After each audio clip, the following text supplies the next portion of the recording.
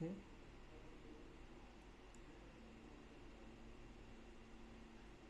कि हमारे पास जो इन्वेंट्री डिटेल है इसमें हमारे पास मटेरियल इशू का डाटा भी आ रहा होता है नेगेटिव में, मटेरियल रिसीव का डाटा आ रहा होता है प्लस में।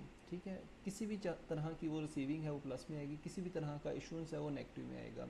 अगर हम टेबल पे जाते हैं, ये क्यूरी लगाते हैं, तो ये हमारे पास टेबल है ट्रांजेक्शन इन्वेंट्री डिटेल का। इसमें ट्रांजेक्शन लाइन आईडी आ रही है, ठीक है, उसकी डिटेल की अपनी आईडी आ रही है। फर्दर उसमें क्वांटिटी एंटर, ये वो क्वांटिटी है जो हमने एंटर की है, बेशक वो सेल की है बेशक परचेज़ की है, तो ये क्वांटिटी है जो कि उसको कन्वर्ट करती है प्लस में या माइनस में। अगर तो वो इशुएंस है तो माइनस में हो जाएगी, अगर रिसीविंग है तो प्लस में रहेगी। ठीक है, आगे फर्दर उसका ये अपना रेट है जो कि है वट एवर कोई भी रेट है वो सेल का है चाहे परचेज़ का है। फर्दर हैं ओल्ड्स आते हैं ओल्ड न्यू और एक्चुअल। ठीक है, ये कॉस्टिंग फर्दर डिस्कस करते हैं। फर्दर आइटम आईडी आती है, लोकेशन आईडी आ जाती है कि किस लोकेशन से एंट्री हो रही होती है। इसमें हमारे पास जो भी स्टॉक बैलेंस मेंटेन हो रहा होता है, स्टॉक की रेट्स मेंटेन हो रहे होते हैं, ये लोकेशन वाइज मेंटेन हो रहे होते हैं। ये बहुत इंपॉर्टेंट है। किसी भी जगह पे हमारा जो स्टॉक शो होता है वो लोकेशन वाइज शो होगा। अगर ओवरऑल शो करते हैं तो वो इट्स मीन के ओवरऑल लोकेशन का तो स्टॉक है, मगर स्पेसिफिक लोकेशन पे अगर देखेंगे तो स्पेसिफिक लोकेशन के ऊपर सेपरेट स्टॉक दिखाएगा और अपना रेट चल रहा होगा। ये ट्रांजेक्शन आईडी भी इसमें आ रही है हमारे पास, और क्रिएशन डेट आ रही है।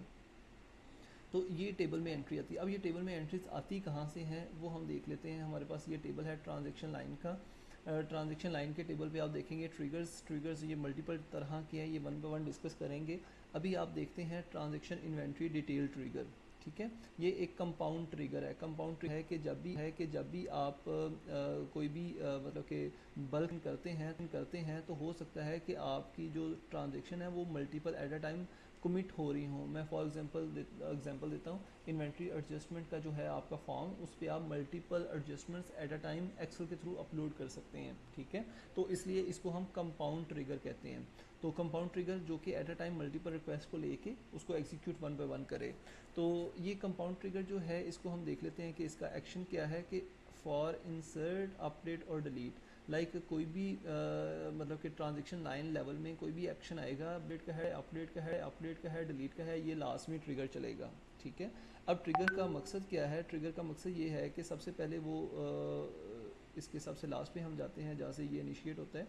यहाँ से ये इनिशिएट होता है कि जैसी स्टेटमेंट कंप्लीट होती है उसके बाद ये एक लूप चलती है। उस लूप में देखता है कि इस ट्रांजैक्शन में कितनी इस कंपाउंड जो आपकी क्यूरी है इसमें कितनी transaction eight a time commit हुई हैं।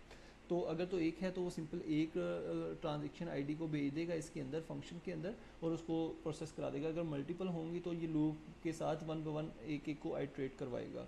तो फॉर एग्जांपल अभी एक ट्रांजैक्शन है तो इसने ये फंक्शन कॉल किया। ये फंक्शन जो है इसकी डिक्लेरेशन जो है नीचे है और उसकी बॉडी ये ऊपर है। यहाँ से ये फंक्शन कॉल हुआ, इस फंक्शन को ट्रांजैक्शन आईडी और ये कुछ चीज़ें पैरामीटर भेजी हैं।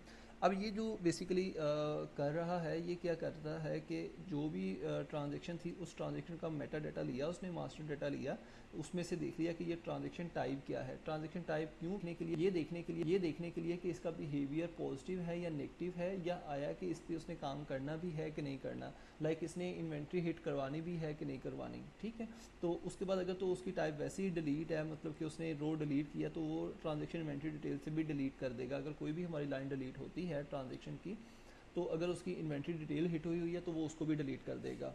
तो अब ये टाइप वाइज हमारे पास केसेस लगे हुए हैं। ठीक है, ये हमारे पास आप देखेंगे आइटम रिसिप्ट का है, वेंडर बिल का है, क्रेडिट मेमो का। तो जिस पे हमारे पास स्टॉक हिट होना है वो वाले केसेस हमने लगाए हुए हैं।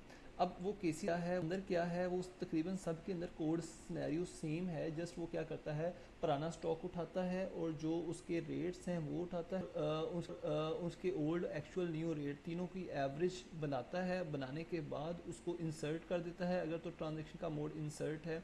अगर ट्रांजैक्शन का मोड अपडेट है तो उस इन्वेंट्री बैच में उसको अपडेट कर देता है। ठीक है, तो सिंपली क्या करता है कि हमारे इन्वेंट्री डिटेल टेबल को ये अपडेट कर रहा है और इंसर्ट कर रहा है, यानी कि सिंक कर रहा है हमारी ट्रांजैक्शन लाइन के साथ।